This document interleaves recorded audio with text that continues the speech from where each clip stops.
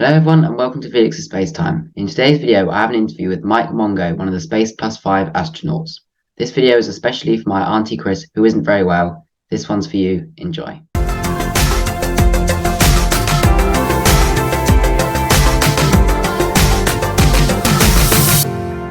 Same type, we're go, flight. Okay, we're go. We're go, same type, we're go. Thank you so much for coming on here for an interview. We'll get straight into our first question. For those who may not know you, can you tell everyone a bit about yourself? Ladies and gentlemen, Mike Mongo, pow. Hey, Felix, how are you today? I'm good, thanks. How are you? I'm honored to be here. My friend Kyle Schember speaks very highly of you, FYI. And I am Mike Mongo. I have been an astronaut teacher for the past 15 years. I'm the author of the Astronaut Instruction Manual. I have a new book coming out, Kid Astronaut Training Manual. And I got selected to be a commercial crew astronaut this past July. July just turned, we are January 2nd, 2023. So this past year in July, I got selected to be commercial crew astronaut with Uplift Aerospace as part of Space+5. Web3's first commercial crew. Wonderful. Can you tell me a bit about the Space+5 mission? Everything from when you'll launch and what you'll be launching on. Yes. So right now we are organizing that. The one seat has already been procured. That's for Ruben Salinas. He is Uplift Aerospace, his first astronaut, first seat. And then it is myself, Ruben Salinas, Joan Melendez-Meisner, Sydney Hamilton, and Trent Tresh.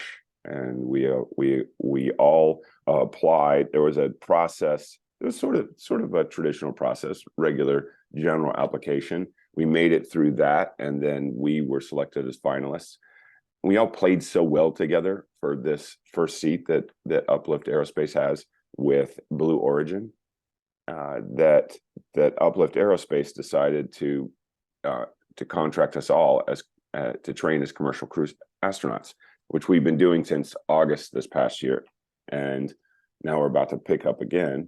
And it's been an amazing experience, to tell you the truth. I'm 57. I'm the senior member of the crew, and Trent Tresh is 29. He turned 30 on December 31st. So now there are everybody is over 30 on the Space+5. Pow. Wonderful. What are you most excited about the Space+5 mission? And you talked a bit about training. What's that been like so far? I'm most excited about seeing the Earth from space. Yeah. And what has been the best part so far is traveling with this crew. We've grown really close and tight, and that's terrific. They made a great decision Uplift made a terrific decision by selecting all five of us. We actually do play really well together. And that's every time we get together, we have a lot of fun. It's very serious, I have to tell you.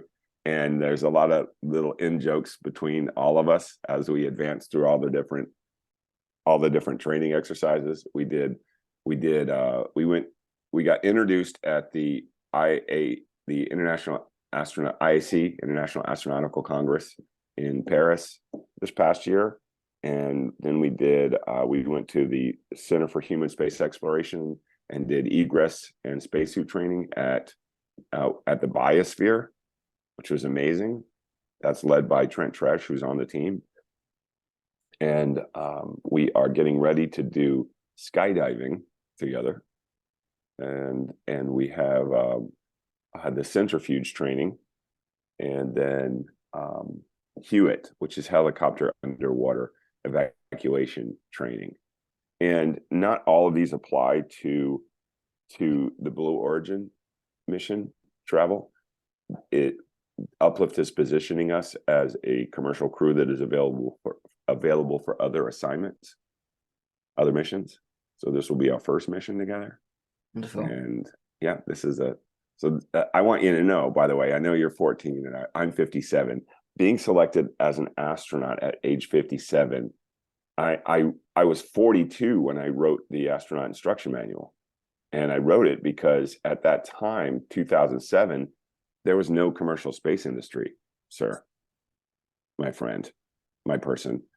There is there was NASA, there was Roscoe Cosmos, there was the idea of Virgin Galactic. And then the most amazing thing happened, Felix, and that is that the future unfolded. And in fact, I had written the astronaut instruction manual thinking that some brilliant young person like you was I would have these fantastic interactions, encourage you to pursue a career in space and astronautics. You would go on to be a big success in the industry and culture of space. You would look back into the distant past when you were young and you met an astronaut teacher named Mr. Mongo, and you would look him up and you would call him one day out of the blue, Mr. Mongo, you may not remember me. My name is Felix, and we did a YouTube interview, and now I'm a captain on a starship, and I was wondering, would you still like to go to space?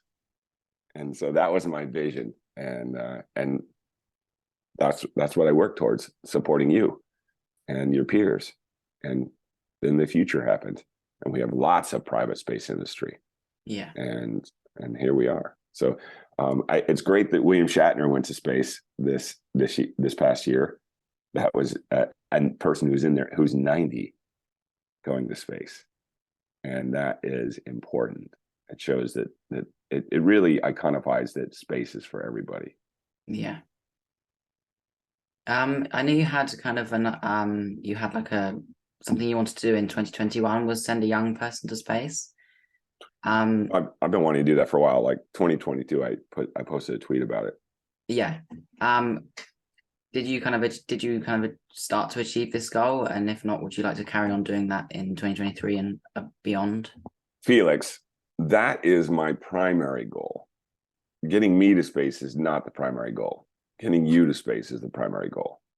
And the reason that is because until we get a kid in space, like I think of everybody who is 30 and under as a kid.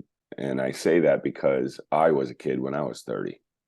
So I'm talking from my own personal experience. Some people grow up very fast and they decide that they're grown-ups when they're 12. That happens. And not always for the best reasons, to tell you the truth. We get to give ourselves permission to grow and to continue to grow and to have as long as a childhood as we need. So when I say send a kid to space, I specifically mean someone who is under the age of 18. And the reason that's important is because we can solve all the challenges we face on Earth. We can solve for health with all the benefits we get from medicine and the functioning of the human body from studying it and researching it while it's in space. We can study for energy.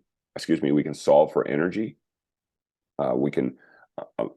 Nicole Stott, the ISS and Space Shuttle astronaut, is she's very powerful when she reminds us that 90% of all the sun that hits the planet is deflected by our atmosphere to our benefit, because that's how we have a place that we can live on. However, we could have satellites outside the atmosphere collecting solar radiation and then beaming it back with microwaves to the Earth, which would offset entirely, really, the carbon emissions from oil and coal.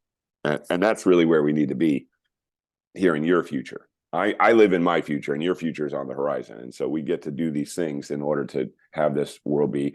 And that was another thing we can solve for by solving for space sustainability. These things we get to solve by solving for space. We can solve for the illusion of scarcity, that there's not enough for everybody, Felix, by solving for space.